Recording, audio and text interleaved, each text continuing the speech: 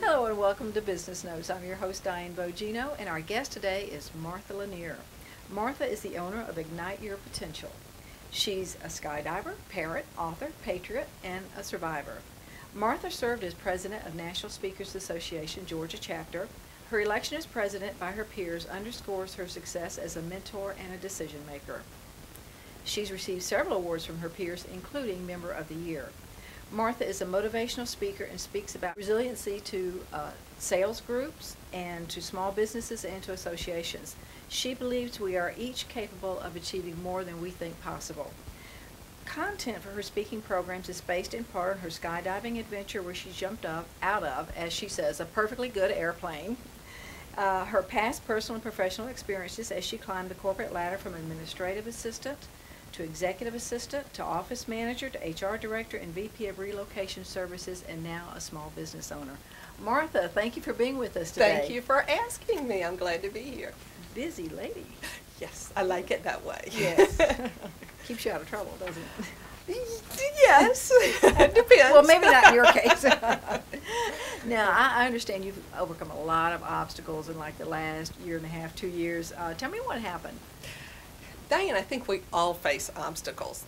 They're just different. They look different and they feel different, whether it's the economy, finances, whatever. Mine happen to have different names. My obstacles were I was diagnosed with breast cancer. A year later, to celebrate my 1-year anniversary as a survivor, I decided to compete in the Aflac Iron Girl Triathlon as a previous non-athlete. And then about 4 weeks after the Iron Girl, I was diagnosed with having a heart attack. So that was this past July, yes. But the good news is that it was not due to clogged arteries, high blood pressure, cholesterol, none of that. And above all, it wasn't due to my training with the triathlon. In fact, you know, they told me that that was probably one thing that was in my favor, is that my heart was stronger than it would have been had I not have gone through all the training that I did. So I had a few obstacles. And well, you do look pretty healthy to me, I have to say. So. Thank you. I am healthier than I have ever been in my entire life. I feel fabulous. So thank you. So you've changed your whole health routine. Oh, definitely. Because I've known you for a long time.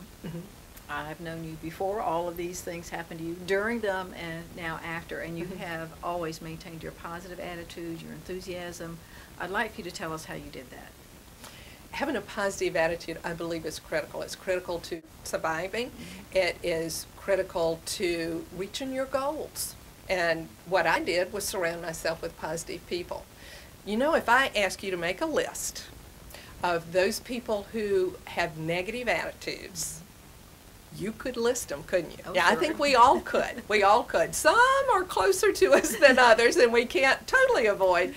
But we can limit our time with the negative people, and that's really what I did through each of these events, as well as I think through my life. It's much more fun to be around positive, uplifting people. Plus, you accomplish a lot more. Yes, you do, and with more enthusiasm, too. Yes. Yes. So, to celebrate your first year, you did compete in the Aflac Iron Girl Sprint Triathlon in June. And you said you had never been an athlete before? No. How did you feel? I mean, how did you make it through that without having been an athlete? Well, I had never competed in anything in my life. And really, if I ever exercised, it was walking, because I didn't like to run. I really don't like sweat, and I don't like pain. And it's just such an ordeal. I really wasn't into it at all. And walking 3 miles was a big deal for me until I started training for the triathlon, and that totally changed my outlook and my attitude as far as being in good physical condition. And so I had a plan on that, how I was going to do it. At times I wondered why on earth I had accepted my daughter's challenge to do it. But man, I realized I'd always talked about we can do more than we think we can do. Well, let me tell you, I found out firsthand that our bodies really can do more. So you had to walk the, or I had to walk the talk. I did. So tell me, what have you learned from these experiences? And I know that you have written a book about your experiences. Let's hold that up for our viewers. I wrote a book after my mastectomy. I was diagnosed with breast cancer, and I thought I have a book that really would help other people. And so I would do things and think, I wish someone had told me this. So I'd write it on a sticky note, and all of a sudden I realized I had sticky notes everywhere, that I would go ahead and write a book. And I'm so glad that I did. It's been fun to see the responses on it. But it is about my experiences in being diagnosed with breast cancer all the way through recovery. Okay. So the title is Pink Lemonade by Martha Lanier. I want to be sure that you see this. I can't even get it straight. There you go.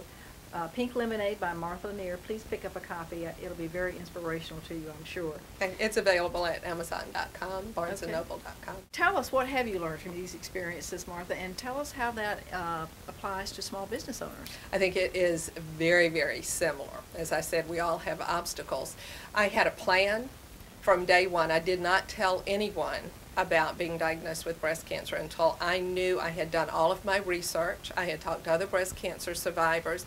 I knew I had options, and it was a point of being in control of my decisions oftentimes. And I think a lot of people in my age group, we grew up depending on other people and what they told us, and we had to follow just because they were a doctor or a surgeon or in the medical field. It's like, oh, we have to do what they tell us. Well, I wanted to be educated, so I studied long and hard on breast cancer and what some of the treatments were. So I was in control, and I think being in control of our choices is a key factor to success, is not being controlled what we perceive other people think we should be doing.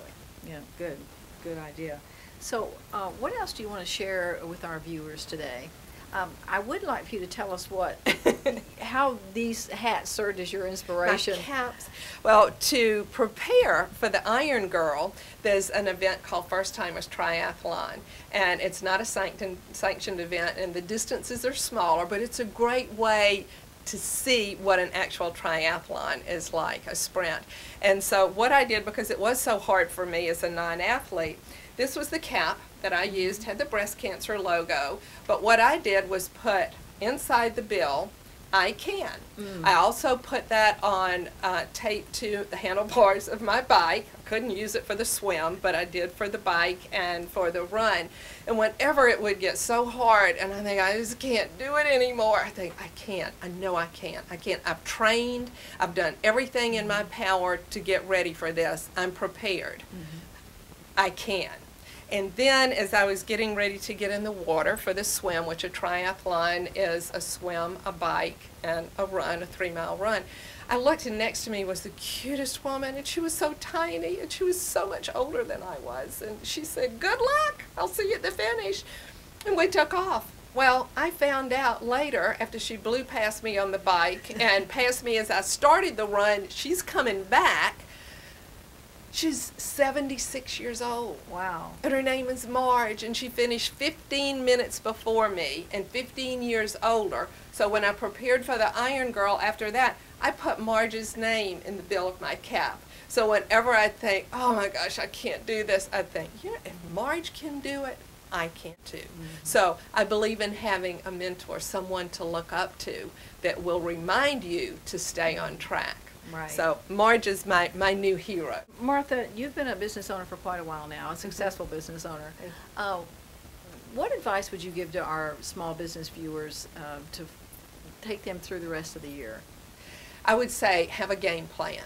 Know exactly what it is that you want to achieve. Take the time. Do you know, Diane, so many people don't take the time to think about where they really want to go.